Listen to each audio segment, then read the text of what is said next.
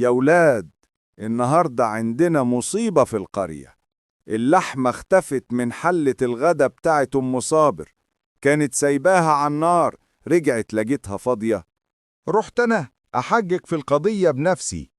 لقيت 3 مشتبه فيهم: الجد محسن، وابنها الصغير حمادة، والحاج فوزي الجزار. أول واحد سألته كان الجد محسن. قال أنا سمعت غطا الحلة بيتهز، بس افتكرته القطة بتلعب. تاني واحد ابنها الصغير حمادة كان بيجري حوالين المطبخ، بس قال لي أنا ما شفتش يا عم عزت، كنت بستحمي.